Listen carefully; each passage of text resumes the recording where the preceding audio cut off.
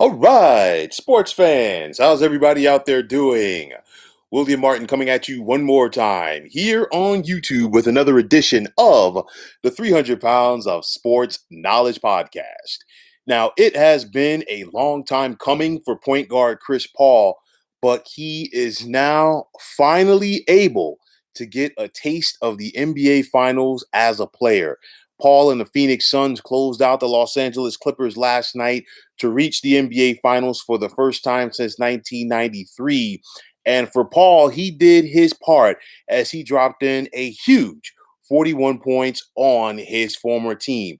Now, this journey to this point has been a very long one for Paul. You're talking about a player who, after starring at Wake Forest collegiately, was the fourth overall pick of the 2005 NBA draft by the New Orleans Hornets. He, tried and did what he could in New Orleans to get the fortunes of that team turned around. They did get to the playoffs, but ultimately he did seek a trade, and he was on the cusp of going to the Los Angeles Lakers in 2011 before the trade was nullified by then NBA Commissioner David Stern. Paul would then end up with the Clippers. He would be at the center of Lob City with Blake Griffin and DeAndre Jordan. The Clippers then became like the quote unquote sexy team of the NBA. A lot of people were talking about them, the ins and outs. They were finally making some hay, but they could not get past the second round. And of course, once they infamously blew a 3-1 lead in the playoffs to the Houston Rockets. Now, after a failed trade for Carmelo Anthony, Chris Paul became very frustrated with the Clippers, and then he was traded to the Houston Rockets. Had immense success in Houston, playing with James Harden and, of course, Mike D'Antoni as their head coach. We saw the Rockets win 65 games in 2018, and it looked like this was going to be their year. They looked like they were going to overtake the Golden State Warriors in the Western Conference. They actually had a 3-2 series lead over Golden State in the conference finals before CP3 had that hamstring injury, missed the final two games. The Warriors came back, and of course, the rest was history. After that, we saw Chris Paul get traded to the Oklahoma City Thunder as an afterthought. And, in his 1 year there, where it was supposed to be a rebuild, and a lot of people felt, it was going to be a stopgap for Chris Paul. He'd probably get traded by the trade deadline. The next thing you know, Chris Paul had OKC in the playoffs, and they were one of the better teams during the regular season for the 2019-2020 NBA season. Fast forward to this season, Paul ends up with the Phoenix Suns. And to me, this was a perfect storm because you looked at the Suns. They had a new head coach and Monty Williams, a very underrated head coach. You had a young star in Devin Booker. You look at the acquisition of the defensive-minded Jay Crowder. You had the former first overall pick in DeAndre Ayton on that team as well. And what did they all need? A floor general. And if you look at Chris Paul's career, he is that old school point guard. And I say that old school floor general, in the mode of the Mark Jacksons of the world, in the modes of the John Stocktons and Dennis Johnsons and Isaiah Thomases, guys like that you knew that when they were on the floor with the ball in their hands, it was their show. And, I know that this positionless basketball is the trend right now in the NBA, but you still need a point guard. You still need a guy who is going to go out there in those key moments and take control of the game. That is what Chris Paul has brought to the Phoenix Suns. That's basically what Chris Paul has done throughout his entire career. This guy, he's led the NBA in steals 6 times. He's led the NBA in assists 4 times. 5th overall all time in total assists in NBA history. He's one of 6 men in NBA history with at least 10,000 assists. And you think about some of the names on that list, of course, John Stockton, Magic Johnson, Mark Jackson, just to name a few. Chris Paul is right there in that mix. He's won Olympic gold for the United States, a multiple-time All-Star. He's rubbed elbows with some of the greatest players of his era. But the one thing that is missing on that resume is that NBA championship. Now, this is his best opportunity. I know that at this point, CP3 is going to be the sentimental favorite. And, he and the Suns have seized the moment. No disrespect to them, but they have not faced a healthy team all playoff long. Of course, the Lakers were injured, the Nuggets were injured, and of course, the Clippers were injured as well. But you know what? You got to go out there and you still got to take care of your business. And Paul and the Suns have done that.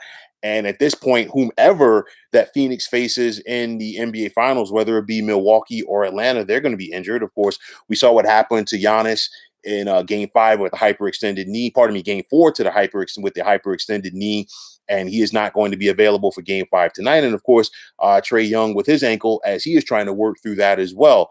But you look at it. For Chris Paul, this is well deserved. You look at a guy, he's one of the greatest players of his era. And of course, when the NBA does their all 75 team, which is right around the corner, it'll be a situation where, Chris Paul has to be in that mix. We saw the 50 greatest players back in 1997 announced for the NBA. And of course, they have to add 25 players to that list for their 75 and their 75th anniversary team. But nonetheless, Chris Paul definitely has to be in the mix. And you look at it right now for this Phoenix Suns team, they believe in each other. They believe in the man next to them. They're playing for the man next to them. And like I said before, it's unselfish basketball. That is what has gotten the Suns to this mark. Great defense.